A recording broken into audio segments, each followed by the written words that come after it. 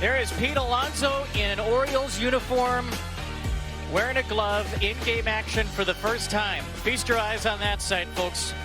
It's going to look like this for the next 5 years in Birdland. And Craig Albernez is in an Oriole dugout for the first time. The new skipper of the O's is ready for his debut with a smile on his face and a reason to smile. Trevor Rogers will tee up the 2026 spring season, Ryan, for the O's. And Trevor Rogers, 1.81 ERA, and to give context of how great he was, Kevin, everything was working for him. Fastball was unhittable. It set up his other pitches, and the ERA would have been best in baseball. The first pitch of the 2020-26 season, appropriately, is a swinging strike induced by Trevor Rogers. He's facing a Yankees lineup that begins with Austin Wells today. Not a ton of regulars for New York on the road. And Rogers burns him with another heater, working with Samuel Basallo. So right out of the gate, 2 heaters, 2 swinging strikes for Rogers, who put together a most valuable Oriole season in 2025. You never read too much into opening day spring assignments, but we know Trevor Rogers is going to be at the front end of the O's rotation as he jams Wells on 93. Hard to expect that Trevor Rogers can be any better than he was a season ago with that 1.81 ERA you mentioned. There's one area where he can be better, that's availability, only making the 18 starts, hoping for a healthy 30-start season this year. As his first breaking ball is a slider popped up by Wells. Samuel Basallo finds it in the Sarasota sun, and that's how we begin the 2026 spring season. A foul out to Basallo from Austin Wells as we look at the rest of the Yankees starting lineup. Jose Caballero and Jazz Chisholm Jr. have made the trip for New York. A couple of regulars or potential regulars in there who are going to the World Baseball Classic. No Aaron Judge today for the Yankees, who are once again skippered by Aaron Boone. And Rogers a little low in his first pitch to Jose Caballero. He said he's been working on a couple of things, Ryan, in the offseason, trying to tweak his breaking ball a little bit, trying to add a little fastball velocity. And the early results from Trevor Rogers' live batting practice sessions, if you were a hitter that you thought they were gross, if you were a pitcher or a pitching coach on the Orioles, you thought, is it possible this guy's going to be just as good as he was a year ago? I mean, you certainly hope so here with Trevor Rogers. And for Rogers, I mean, look, if you look across the board for him, everything was good. Fastball was good, changeup was good, but it all starts with that fastball. The velo was up, what you talked about. His location was up, and when the fastball can then set up your secondary pitches, that's where Trevor Rogers really shined for them.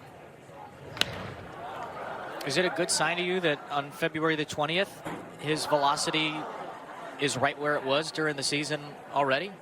You know, I'm not going to worry too much about velo for the first game, but what I love is that Trevor Rogers, down in the count, can throw his fastball by hitters.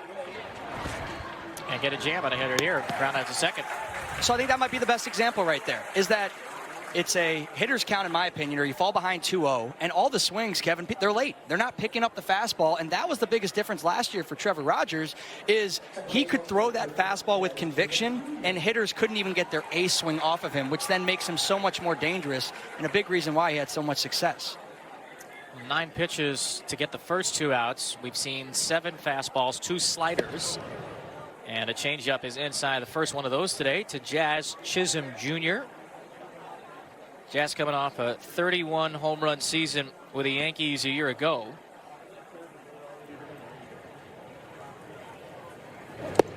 And Jazz swings through another left-on-left changeup. Imagine we'll see 2 innings or so from Trevor Rogers today. Try to get in all of his pitches at some point just to try to get the feel. There's another breaking ball, and Chisholm lobs it into right field for the first base hit of spring training. Dropped it right in front of Tyler O'Neill. I mean, for right there, and you just mentioned about trying to get pitches in, Trevor Rogers clearly wanted to throw a little more sliders, in my opinion. And look, you want the results. You want to get every hitter down. And in a normal circumstance, you might see that fastball. But this is what you just mentioned. You're here to get your work in, and you only have so many limited opportunities. And then just look at all that. The numbers speak for themselves, so I'm not worried about what he can do in the regular season. Strike 2 Ahmed Rosario is a fastball.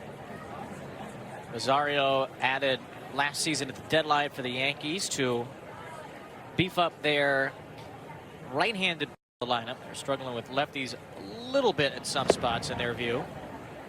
And the Yankees have pretty much run it back this season. Their big offseason move was to re-sign Cody Bellinger. They will get Garrett Cole back.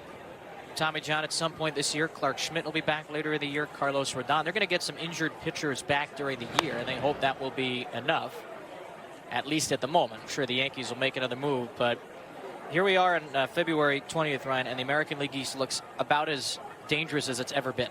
And you know what? A good way to describe it, Kevin, it's a gauntlet. Yep. And, you know, the Tampa Bay Rays, I don't want to discount them at all, but the 4 teams people are talking about, the Jays, the Red Sox, the O's, the Yankees, all these teams have high aspirations for the 2026 season, and they should, because the rosters are there. If you can get through the East, you're going to have a good chance here if you can just get to this postseason.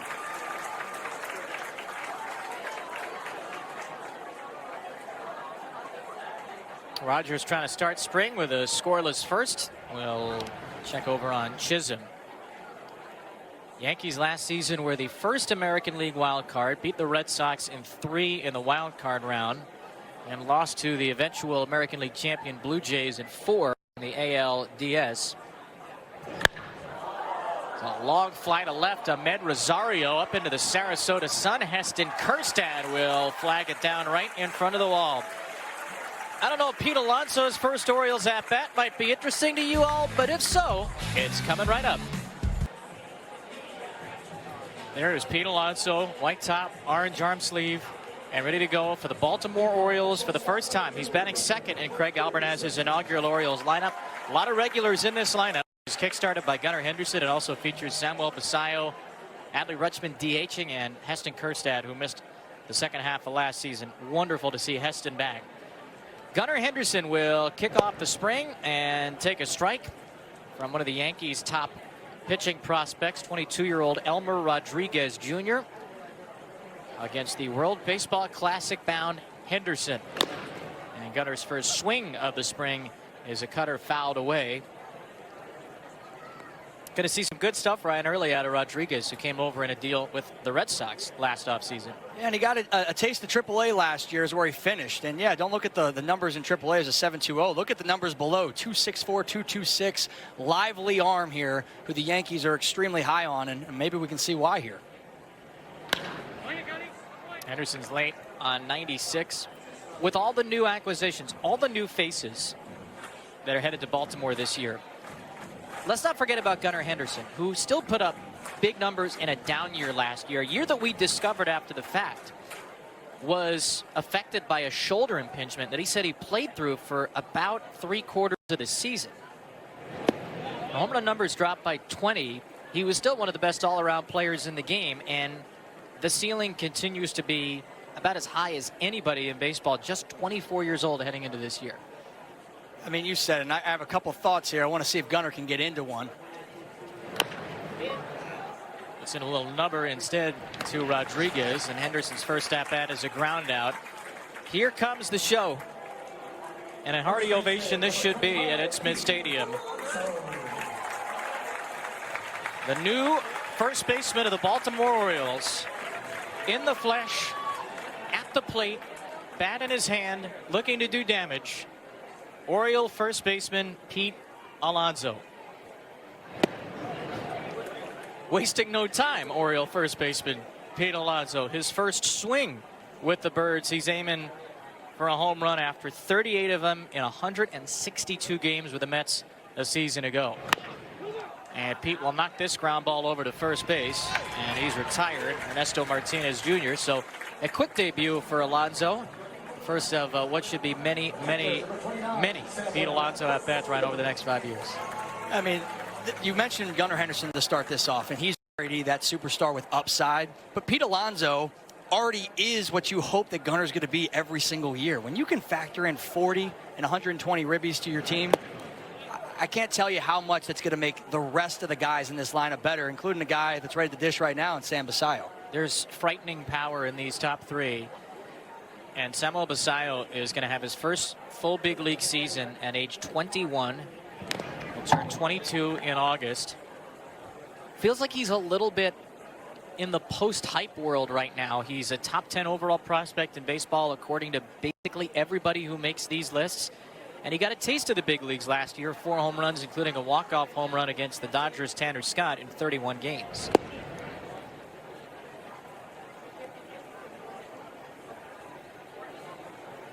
Question, where is Basayo going to mainly play this year? He's catching today with Adley Rutschman DHing.